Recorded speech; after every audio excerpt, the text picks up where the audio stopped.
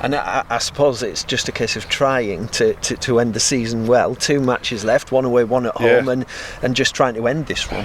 Yeah, look, we said this a long time ago, and for one reason or another, it's we're way off where we should be. It's been frustrating that I've never known people injuries back and forth and dropping out, and the squad's dropping. I think we've got 21 players in the squad, which is a squad I probably looked at going forward for next season of outfield players, and we're just being decimated, and it makes you sit back and think a little bit for your planning going forward next year, because like I said, I think I had 12 players on Tuesday. I come back in on Monday this week, and Monday, Tuesday, 12 and 13 players fit, and other people dropping out and things. So it's been frustrating. But like I said, I'm desperate for the lads to put a performance on, especially the next 2 games, and the excitement for the fans on the fancy dress coming down this weekend. My son's going; he's dressed as a doctor, so he wants to be part of that. And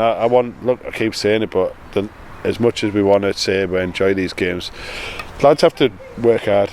They have to fight for every ball, and they have to do that part of the game. And if they do that, we'll do all right. And no matter what team I put out there or what team we've got available put out there, that's the least I expect, is them go out and fight for every ball there and finish the season. Like I said, we need to finish on a season with some positivity.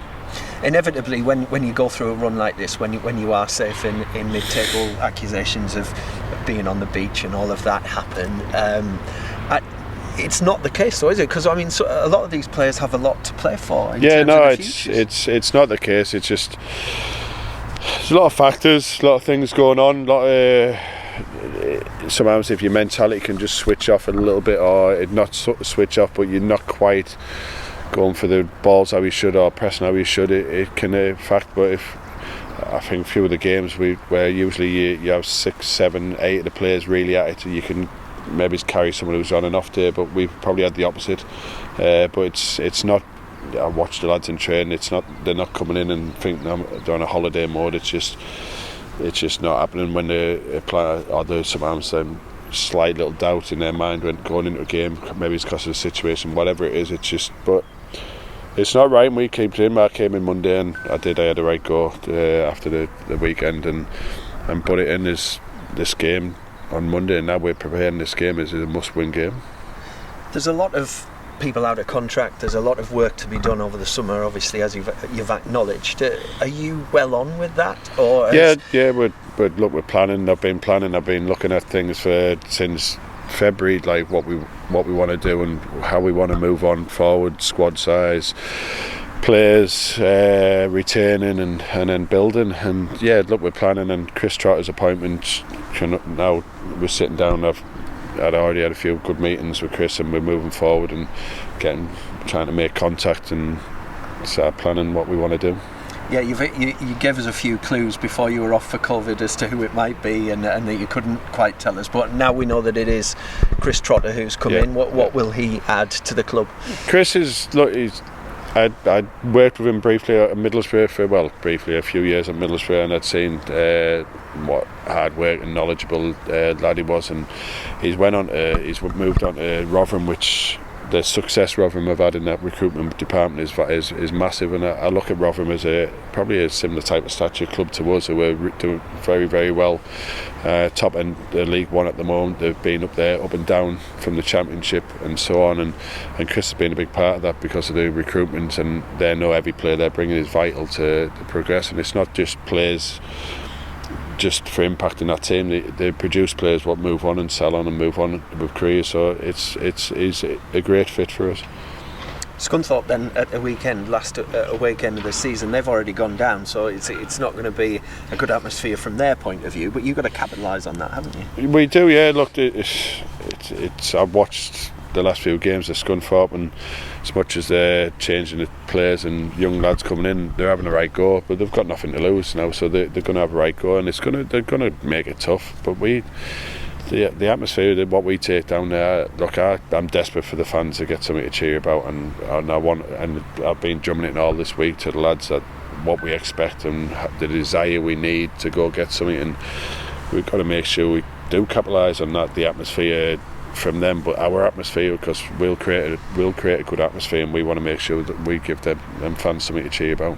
Awful injury problems, as you've already mentioned. Are they showing any signs of getting better?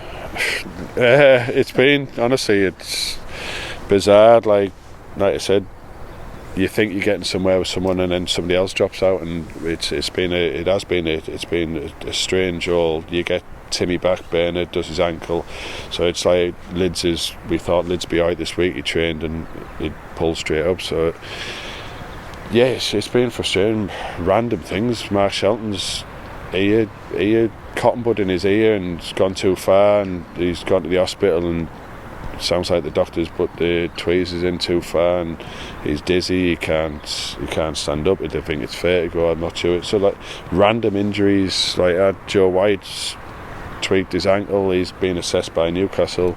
Bryn's kind of whacking headaches from whacking the head. He's hopefully might train today, but he hasn't trained since the Rochester. It's been an ongoing bizarre thing. But like I said before, like whatever we put on that pitch, it might not be the strongest what we think team or squad going out there, but we have to see something. The lads have to give me something, and they have to be fighting for everything, and that's what we plan to do.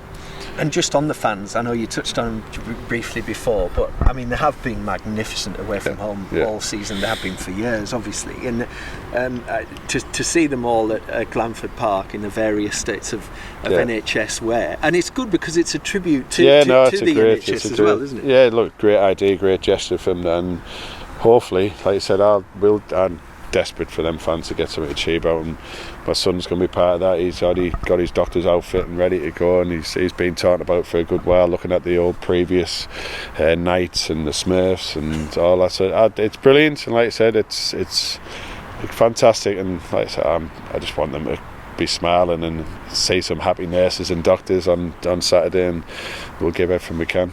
With the amount of injuries you've got, are you tempted to put a white coat on yourself? We just said about that. We in the thing right after, but no, look, it is what it is. The squad's where we are at the moment. We've got to deal with it. We've got to move on. There's enough in that squad still to get a result.